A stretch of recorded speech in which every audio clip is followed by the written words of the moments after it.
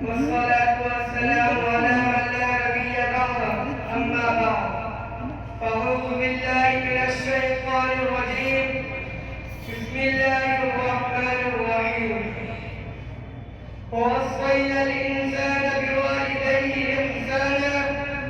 حملته أمه كرها ووضعته كرها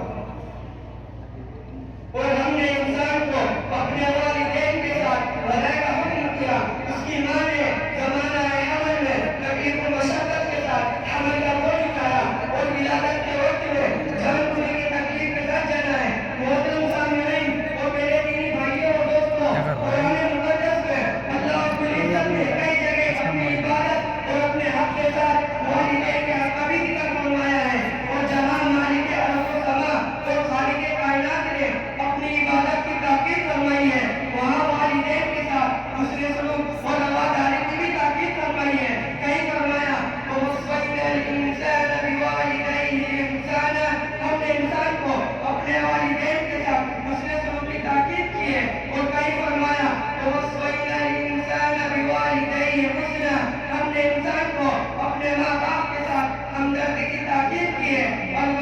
والدین کا حق اولاد کے اوپر اللہ کے بعد دوسرے نمبر پر ہے اس لیے کہ اللہ تبارک و تعالیٰ موجود حقیقی ہے اور عالم اسباب میں والدین اپنے اولاد کے وجود کا سبب ظاہری ہے اس لیے کہ اللہ تعالیٰ نے جگہ جگہ ماں باپ اور حقوق کی اہمیت کی تاکید فرمائی ہے کہ ہمیشہ اپنے ماں باپ کے ساتھ حسن سلوک کی تاکید کرو ان کی تعظیم و محبت اور خدمت گزاری کو اپنی سعادت سمجھو جناب رسول پاک صلی اللہ علیہ وسلم نے ایک حدیث میں فرمایا کہ ایک نوجوان صحابی بہت ہی عبادت گزار تھے روزہ صدقہ خیرات اور بھلائی کے کاموں میں سب سے آگے رہتے تھے لیکن ان کے گھر میں ان کی بیوی اور ان کے ماں کے درمیان اختلافی انبن رہتی تھی وہ بیوی کی بات میں آ کر ماں کے اوپر بیوی کی بات کو ترجیح دیتے تھے جن کے نتیجے میں ان کی ماں ان سے بہت زیادہ خفا رہتی تھی اتفاق سے اس نوجوان صحابی کے موت کا وقت آیا ان سے کلمہ نہیں پڑھا جا رہا تھا تو ان کی بیوی نے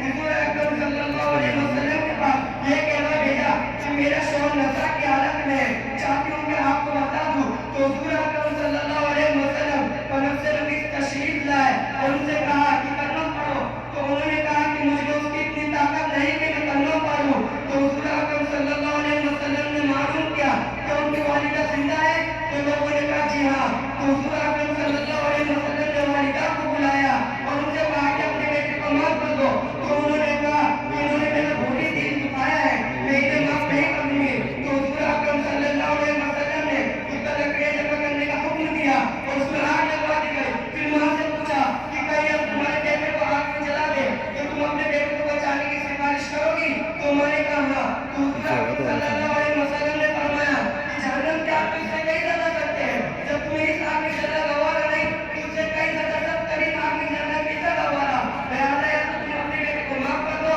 ورنہ ہم تمہارے بیٹے کو اس آگ میں جلا دیتے ہیں تو اس پر ماں نے کہا یا رسول اللہ آپ گواہ ہیں میں نے اپنے بیٹے کو معاف کیا اور میں اس سے راضی ہوں تو اس پر حضور صلی اللہ علیہ وسلم نے کہا بیٹے سے کہ کلمہ پڑھو تو انہوں نے کلمہ پڑھا محترم سامعین آپ نے دیکھا والدین کی ناراضگی اولاد کے لیے کتنی خطرناک ہے کہ اولاد اپنی جگہ کہا کہ تم ہی عبادت گزار اور نیک صالح کیوں نہ ہو لیکن ماں باپ کی ناراضگی سے کلمہ تک نصیب نہیں ہوتا لیکن آج کا نوجوان جب اسے جوانی آتی ہے تو انہوں نے والدہ کو کیا سلا دیا یہی نہ کہ بیوی سے کہنے سے ان کی بے عزتی کی ان کو گھر سے الگ کر دیا ان کا جیون تنگ کر دیا ان کا دل دکھانے کے لیے بیوی کی جوان ناراضگیوں کو تحفظ دیا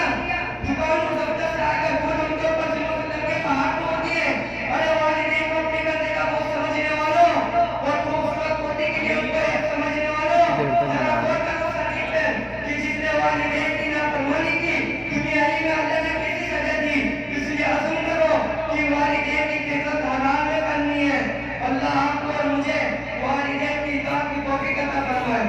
آمین وما علینا الا البلاغ اسے کوئی روکنے والا نہیں اگر کوئی روکنے والا ہوتا تو دنیا کا نظام ہی سچے ڈھنگ سے نہ چلتا لو كان فيهما آلهة إلا الله لفسدتا اگر ان دونوں میں یعنی زمین اور آسمان میں اللہ کے علاوہ اگر کوئی اور معبود ہوتا تو دونوں ٹوٹ پھوٹ جاتے جب کسی ملک میں دو بادشاہ نہیں رہ سکتے تو کسی بھی ادارے میں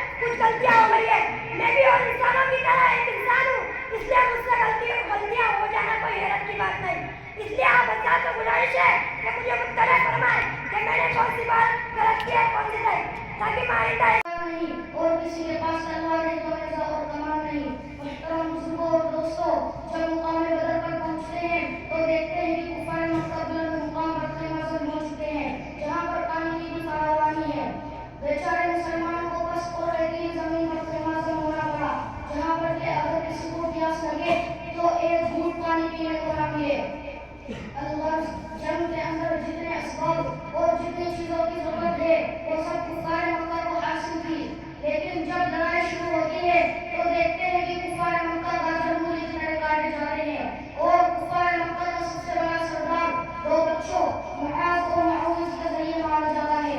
اور حضرت عبداللہ بن مسعود رضی اللہ عنہ اس کے سر کو اس کے جسم سے جدا کرتے ہیں۔ مسلمانوں، آپ جانتے ہو کہ حضرت عبداللہ بن مسعود رضی اللہ عنہ کون ہے؟ یہ وہی صحابہ ہے جنہوں کو مکہ کے شہر میں اسی ابو جہل نے مارتے مارتے بیہوش کر دیا تھا۔ اور آج بھی جلوے تیرے سب سے نرالے، عالم میں روشن، عالم میں روشن تجھ سے اجالے، اللہ اکبر، اللہ اکبر، ہے حمد تیری ہر ایک لب پر، اللہ اکبر،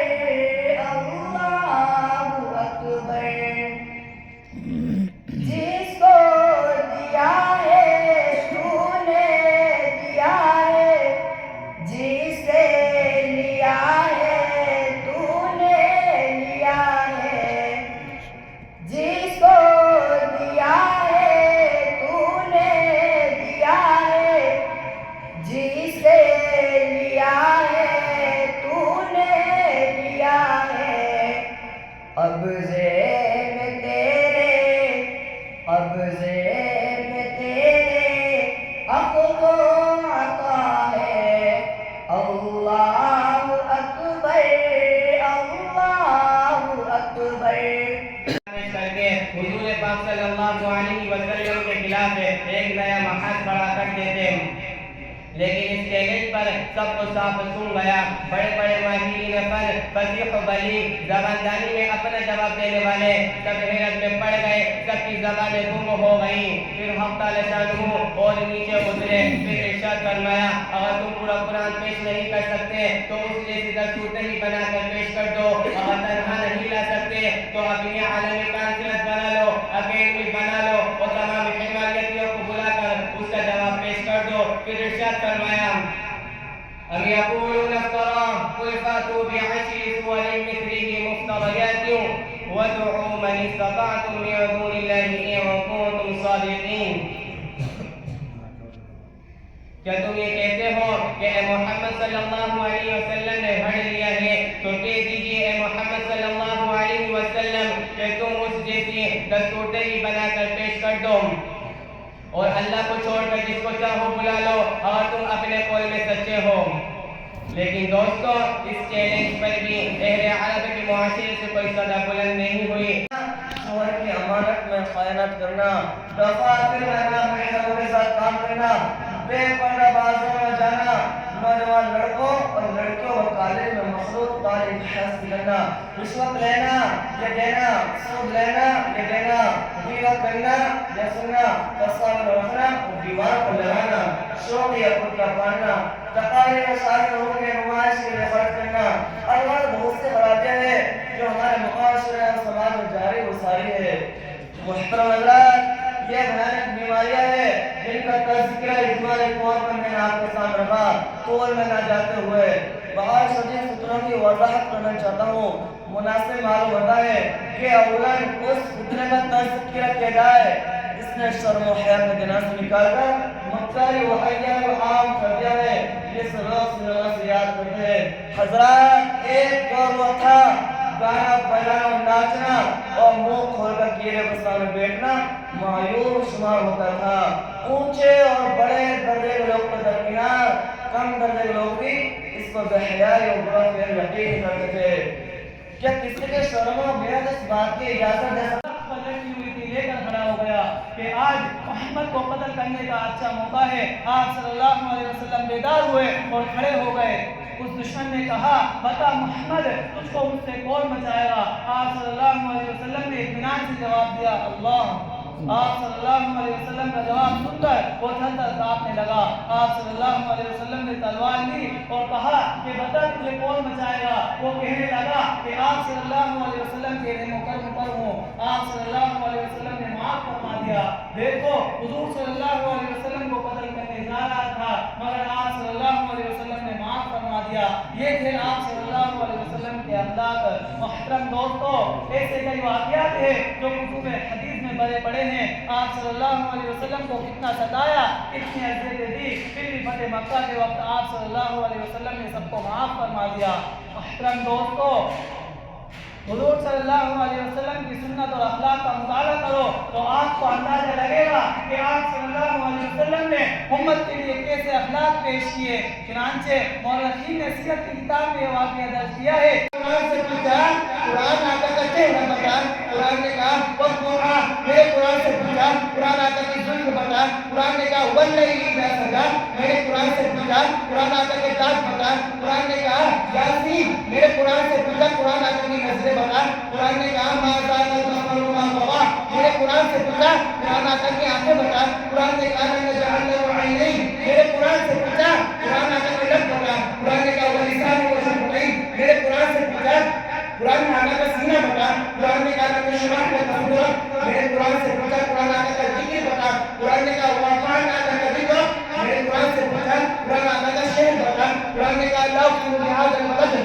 میرے قرآن سے پوچھا، قرآن آقا کا زمانہ بتا، قرآن نے کہا وَالْعَصْرِ، میرے قرآن سے پوچھا، قرآن آقا کی نبوت بتا، قرآن نے کہا یا ایھا النبی، میرے قرآن سے پوچھا، قرآن آقا کی رسالت بتا، قرآن نے کہا یا ایھا الرسول، میرے قرآن سے پوچھا، قرآن آقا کی چادر بتا، قرآن نے کہا یا ایھا المدثر، میرے قرآن سے پوچھا، قرآن آقا کی تنبیہ بتا، قرآن نے کہا یا ایھا المزمل، میرے قرآن سے پوچھا، قرآن آقا کی صفات بتا، قرآن نے کہا شاہدہ مبشرہ نذیرہ داعیا الی اللہ سراجا منیرا، میرے قرآن سے پوچھا، قرآن آقا کی معراج بتا، قرآن نے کہا سبحان الذی اسری بعبدہ لیلا، میرے قرآن سے پوچھا، قرآن آقا کی نبوت بتا، قرآن نے کہا ما کان محمد ابا احد من رجالکم ولکن رسول اللہ وخاتم النبیین وکان اللہ بکل شیء علیما، میرے قرآن سے پوچھا، قرآن آقا کی یقین بتا، قرآن نے کہا الم یجدک یتیما فآویٰ، میرے قرآن سے پوچھا، قرآن آقا کی باتیں بتا، قرآن نے کہا ما ینطق عن الہویٰ، میرے قرآن سے پوچھا، قرآن آقا کی پرواز بتا، قرآن نے کہا قاب قوسین او ادنیٰ، میرے قرآن سے پوچھا، قرآن آقا کا اخلاق بتا، قرآن نے کہا انک لعلی خلق عظیم، میرے قرآن سے پوچھا،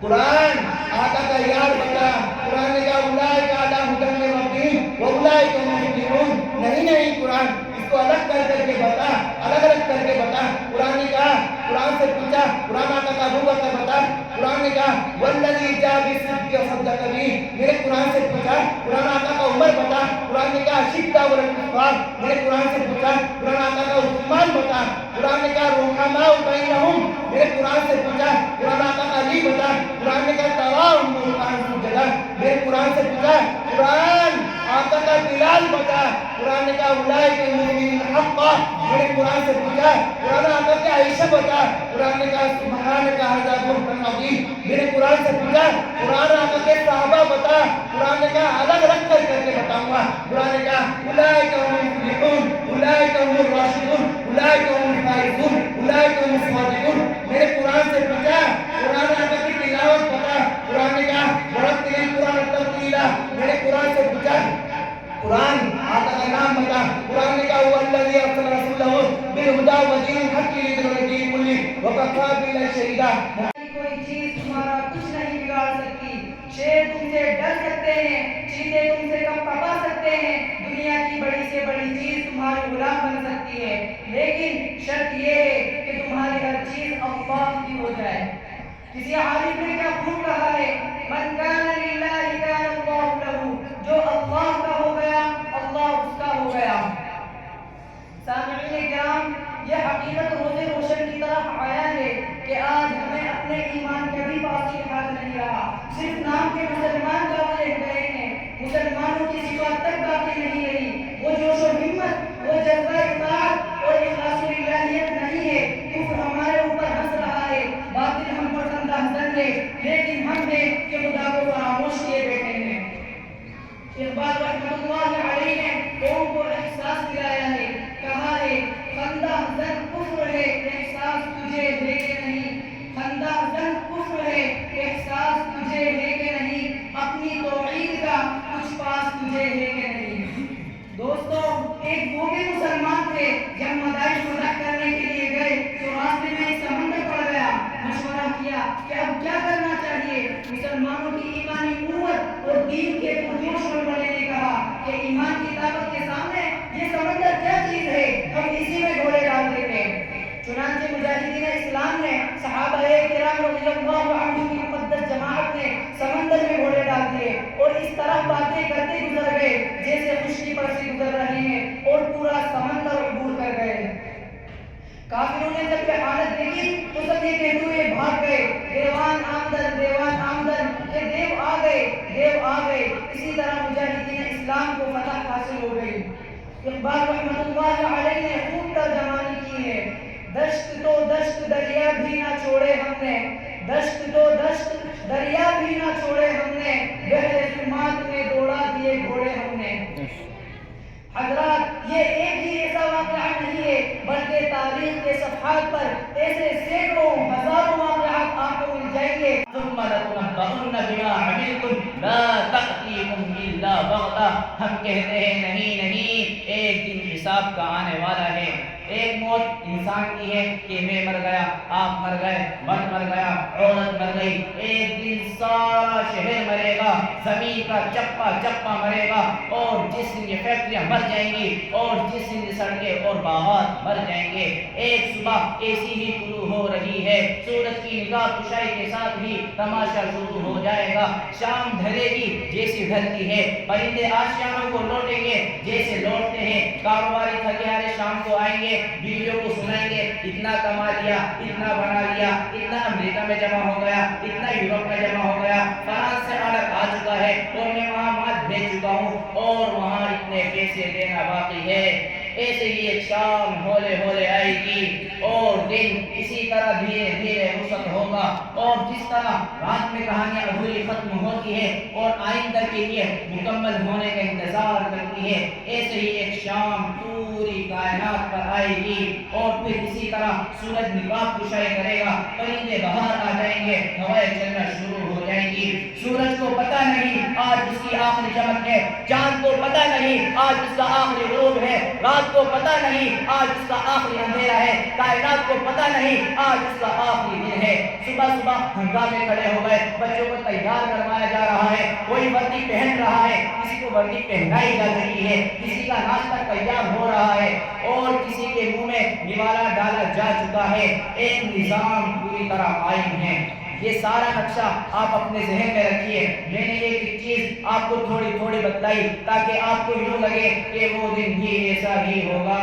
اور ہر شخص کہے گا مجھے کوئی فرصت نہیں، میں بہت مصروف ہوں، مجھے چھوڑ دو، مجھے بڑے کام ہیں۔ اسی دن میں جب ہر چیز اپنے شباب پر ہوگی، ایک آواز آئے گی، فَإِذَا جَاءَتِ الطَّامَّةُ الْكُبْرَى فَإِذَا جَاءَتِ الصَّاخَّةُ فَإِذَا نُفِخَ فِي الصُّورِ نفخة واحدہ، ایک آواز آئے گی، الطامہ الصاخہ۔ یہ اس سے بدنام آواز ہوگی کہ وہ ماں جو اپنے بچے کے منہ میں نوالا ڈال رہی ہوگی، وہ ہاتھ یوں جائے گا اور نوالا ڈال کے منہ میں جانے کی بجائے دھرتی کے سینے پر جا گرے گا، اور وہ ماں جو کہ اپنے بچے پہ قربان ہو رہی تھی، جو کہ اپنے بچے کو لوریاں سنا رہی تھی، وہ اپنے بچے کو اٹھا کر یوں پھینکے گی جیسے روزانہ گندگی کو باہر پھینکا جاتا ہے۔ دکاندار کے ہاتھ سے پیچی گر جائے گی، جو پیسے وہ گر رہا تھا وہ گر جائیں گے، جو ہاتھ اٹھایا تھا بیج بکھیرنے کے لیے وہ ہاتھ یوں جائے گا، بیج سارا ڈھیر ہو جائے گا، دکان کی ابتدا کے فیتے کھڑے رہ جائیں گے، سائن کرنے والا قلم گر جائے گا، لاکھوں کے نوٹ بینکوں میں چھوڑ کر مینیجر بھاگے، کیشر بھاگے، چپڑاسی بھاگے، پہرے دار بھاگے۔ آج کسی ظالم کی خیر نہیں، آج خوف بڑھتا جائے گا، ہیبت بڑھتی جائے گی، ایک شدت بڑھتی جائے گی، آواز خوفناک ہوتی جائے گی۔ دشواریاں ہی دشواریاں ہیں۔ خطیب کہتا ہے سفر طائف میں خداوند قدوس کی شان بے نیازی کا بھرپور مظاہرہ ہے۔ سفر طائف میں رسول اللہ صلی اللہ علیہ وسلم کی نیاز مندیوں کا عظیم شان مظاہرہ ہے۔ خدا نے بے نیازی کی حد کر دی، رسول نے نیاز مندی کی حد کر دی، سواری نہیں تو پیدل، کوئی نہیں تو تنہا، بس جو ہوتا ہے ہو جائے مگر رضا الہی ضروری ہے۔ سبحان اللہ۔ معمولی دو چپلوں کے سوا پاؤں مبارک کی نئے راستے کو آسان کرنے والی کوئی دوسری چیز نہ تھی۔ اسی حال میں پہنچتے ہی اونچی دکان والوں کے پاس آئے، جس لیے آئے تو اس کا اظہار کیا، پھر جس کسی کے پاس گئے اس نے پلٹایا، جس سے بولے اس نے جھڑکا۔ حالانکہ اجنبی لوگوں کا سلوک آپ کے ساتھ ابتدا میں کم از کم ایسا کبھی نہ تھا۔ مگر یہاں یہی دکھایا جا رہا ہے جنہیں کچھ نہیں آتا تھا ان کی زبانوں پر منطق جاری ہوئی. پہلے نے کہا جسے سفر کے لیے گھڑیاں بھی میسر نہیں, کیا خدا کو اس کے سوا رسول بنانے کے لیے اور کوئی نہیں ملا؟ میرے دوستو, ٹوٹے ہوئے دل کے لیے پہلا تیر تھا جو عمارت کے نشے میں چور ایک امیر کی زبان سے نکلا.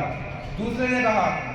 اوہو, کیا خدا نے تجھ کو ہی رسول بنا کر بھیجا ہے؟ تیسرے نے کہا تم اگر رسول ہو تو میں اس کا مستحق نہیں کہ تم سے بولوں, اور اگر نہیں ہو تو میری ذلت ہے کہ کسی جھوٹے سے بولوں. معاذ اللہ. خطیب کہتا ہے سنا آپ نے کس قدر تکبر ہے, سرکشی ہے وہ اسائے طائف میں, جو سیدھے منہ بات ہی نہیں سن رہے ہیں, الٹا مذاق اڑا رہے ہیں, الٹا دل کو زخمی کیے جا رہے ہیں, الٹا زبانی تیروں سے سینہ چھلنے کیے جا رہے ہیں. نے فرمایا میری صحبت میں بیٹھ کر اتنی لمبی امیدیں لگائے ہوئے ہو, میرا حال یہ ہے کہ ایک طرف سلام پھیرا ہے, پتہ نہیں دوسری طرف سلام پھیر پائیں گے یا نہیں. حاضرین محفل, غور کرنے کا مقام ہے. کیا موت اتنی قریب نہیں؟ میں اور آپ اپنی آخرت کے لیے فکر مند کیوں نہیں ہوتے, کیوں نہیں سوچتے, اپنی زندگی کو کیوں نہیں بدلتے؟ آج موقع ہے, آج توبہ کا دروازہ کھلا ہے, تو آئیے آج کے ان حسین لمحوں کو اور آج کی جوانی کو حسن دیں.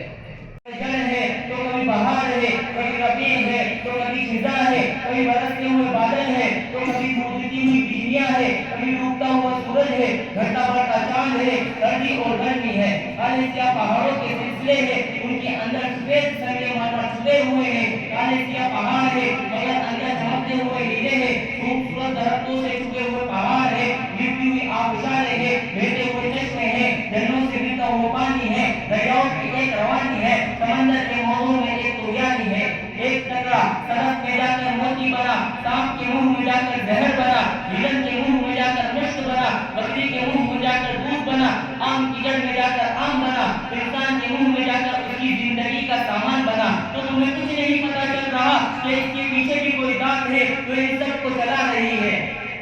اللہ پاک ہم سے سوال کرتے ہیں قل ارأیتم ان جعل اللہ علیکم اللیل سرمدا الی یوم القیامہ. اور محدث ثابت ہوتا جا رہا ہے. اس منحوس جہیز کی بنیاد پر ہندوستانی معاشرے میں روزمرہ اخبارات کی رونقیں زار بن کر یہ سرخیاں چھپتی ہے کہ فلاں شوہر نے اپنے سسرال والوں سے اسکوٹر نہ ملنے پر اپنی نئی نویلی دلہن کو جلا دیا, فلاں شخص نے مزید جہیز کا مطالبہ پورا نہ کرنے پر بیوی کو موت کے گھاٹ اتار دیا. عجب ماجرا ہے حضرات دیکھیے, عجب ماجرا ہے حضرات دیکھیے, داماد مانگتا ہے خیرات دیکھیے. پیارے دوستو, اخبارات کی سرخیاں بھی غیر قومی کے بارے میں نظر آتی تھی, مگر افسوس اور افسوس کہ رفتہ رفتہ ہمارے اسلامی معاشرے کے اندر بھی یہ وبا پھیل چکی ہے. آج اخبارات کے اندر جہیز کے لیے بھیٹ چلنے والی کہیں فاطمہ, کہیں رضیہ, کہیں شبنم و فرزانہ اسلامی نام لیوا سے کہہ رہی ہے کاش ہماری اسلامی شریعت کتابوں اور باتوں کے بجائے عمل میں آ جاتی. پیارے دوستوں, اسلام کے نوجوانوں, عورت رب ذوالجلال کی جانب سے عطا کردہ وہ حسین تحفہ ہے جس نے انسانی زندگی کو رہنمائی بخشی. اسی عورت کے دم سے نظاروں میں خوبصورتی پیدا ہوئی. اسی معصوم کلیلہ حضرت آدم علیہ السلام کی زندگی سے خوف و وحشت کو دور کیا. مگر ان تمام باتوں کے باوجود ظلم و ستم کی تاریخ شاہد ہے کہ اس دار فانی میں جتنے مظالم برپا ہوئے ان میں زیادہ تر صرف نازکی پر کیے گئے ہیں. اس بے رحم سماج نے عورت کو جس نظر سے دیکھا ہے